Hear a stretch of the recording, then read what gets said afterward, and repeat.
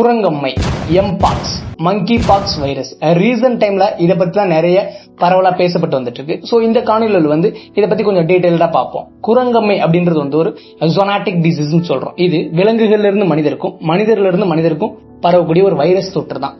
குரங்கம்மை நோயானது 1958 தான் டென்மார்க்ல உள்ள குரங்கு தான் முதலாக வந்திருக்கு அப்படின்றது கண்டறியப்பட்டிருக்கு. அண்ட் தென் பாத்தீங்க அப்படின்னா மனிதர்களுக்கு எப்பங்க சார் வந்துச்சு அப்படின்னா 1970 தான் அதே டென்மார்க்ல கண்டறியப்பட்டிருக்காங்க. அதன் பிறகு எல்லா நாடுகளுக்கும் வந்திருக்கு. நம்ம இந்தியாவுக்குன்னு பாத்தீங்கன்னா 2022 தான் முதலாக குரங்கம்மை நோய் வந்திருக்கு. இந்த தொற்றானது ஐரோப்பிய நாடுகளில் உள்ள மக்களுக்கு தான் அதிகமா காணப்பட்டு வருகிறது. இது மற்ற நாடுகளுக்கு எல்லாம் எப்படி பரவுதுன்னு பாத்தீங்கன்னா, இப்ப அங்க இன்ஃபெக்டான பர்சன்ஸ் இருக்காங்க அப்படின்னா அவங்க தரை வழியாவோ, வான் வழியாவோ அல்லது கப்பல் வழியாவோ மைக்ரேட் ஆகி வர்றதுனால அந்த இன்ஃபெக்டட் பர்சன்ஸ் மூலியமா வரலாம்.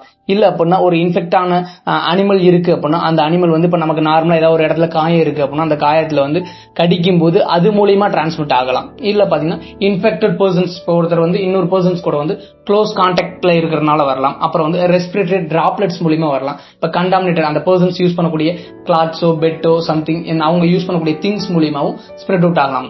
கோவிட் வைரஸ் அளவுக்கு இது பெரிய தாக்கத்தை ஏற்படுத்துமான்னு கேட்டீங்க அப்படின்னா மேபி நம்ம கரெக்டான ஒரு அவேர்னஸோட இல்ல அப்படின்னா அதுக்கான வாய்ப்புகளும் இருக்கு. குரங்கம்மை நோய் வந்தவங்க எந்த மாதிரியான அறிகுறி எல்லாம் ஃபேஸ் பண்றாங்கன்னா, உடல் ரொம்ப சோர்வா இருக்கு, சில்ஸா இருக்கு, தென் பாத்தீங்க அப்படின்னா ஃபீவர் இருக்கு, ஹெட்ஏக் ரொம்ப அதிகமா இருக்கு, தசையெல்லாம் ரொம்பவும் வலிக்குது, அப்புறம் லிம்ப் நோட்ஸ் எல்லாமே ரொம்ப ஸ்வெல்லன் ஆயிருக்கும். அண்ட் தென் பாத்தீங்கன்னா மூக்கடைப்பு, தொண்டை வலி, இருமல், இது போன்ற கம்ப்ளைண்ட்ஸ் எல்லாம் மெயினா சொல்லுவாங்க.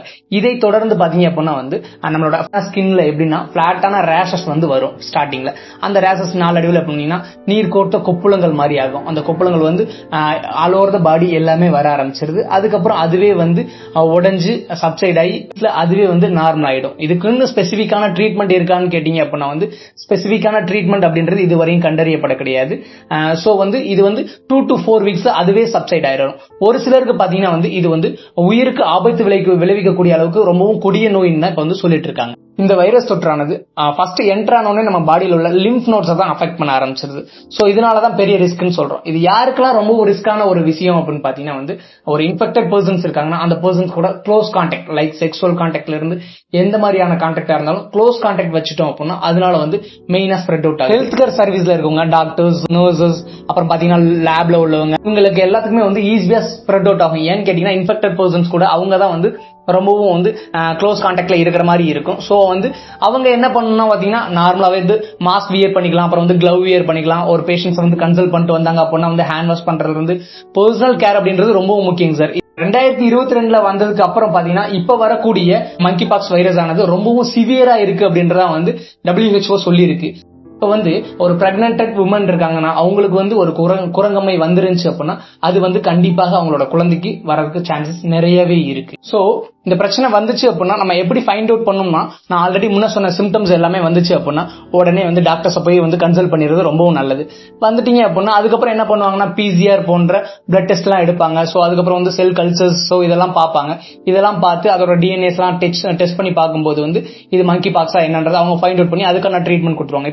சோ இந்த மங்கி பாக்ஸ் வைரஸ் வராம இருக்க நம்ம என்ன பண்ணணும் பாத்தீங்கன்னா, ஃபர்ஸ்ட் ஒரு அனிமல்ஸ் கூடயோ அல்லது ஹியூமன்ஸ் கூடயோ direct skin to skin contact இருக்க கூடாது. வந்துருச்சுங்க சார், நான் என்னங்க சார் பண்ணணும்னு பாத்தீங்க அப்படின்னா தயவு செஞ்சு இப்ப நமக்கு வந்துருச்சு அப்படின்றத ஃபைண்ட் அவுட் பண்ணி சொல்லிட்டாங்க அப்படின்னா ஃபர்ஸ்ட் ஒன்னே ஐசோலேஷன் தான், தனிமைப்படுத்தி இருக்கிறது தான். இப்ப எனக்கு வந்துருச்சு அப்படின்னா ஐசோலேட் பண்ணி இருந்துட்டோம் அப்படின்னாலே ஸ்ப்ரெட் அவுட் ஆகாம இருந்துரும். இப்ப கோவிட் டைம்ல நிறைய பேர் பாத்தீங்க அப்படின்னா என்ன பண்ணிட்டாங்க அப்படின்னா வந்துருச்சு அப்படின்ட்டு கமக்கமா போய் என்ன பண்ணிட்டாங்க, ஃப்ரெண்ட்ஸோ சம்திங் எல்லாத்தையும் ஸ்ப்ரெட் அவுட் ஆனதுனாலதான் இது இவ்வளவு சிவியாரிட்டி கொண்டு விட்டுச்சு. கொரோனா பாசிட்டிவ் வந்திருக்கு சார்.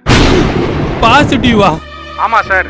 15 நாள் குவாரண்டைன்ல இருங்க, வெளியே எங்கேயும் போகாதீங்க, சேஃபா இருங்க, சரிங்களா? செட்டிங்க. ஹலோ மச்சான், வீட்ல இருக்க கடுப்படிக்குது, பசங்க மேட்ச் வச்சிட்டானுங்க, சீக்கிரம் கிளம்பி கிரவுண்டுக்கு வந்துரு. என்ன நான் மட்டும் இங்க 15 நாள் குவாரண்டைன் இருக்கணும், நீங்களும் அங்க ஜாலியா இருப்பீங்களா? விட மாட்டேன்டா உங்களை. எல்லாருமே அங்க கிரவுண்ட்ல இருக்கீங்க? ஆமா மச்சான். அங்க இருங்க, உடனே வர. சத்திங்க.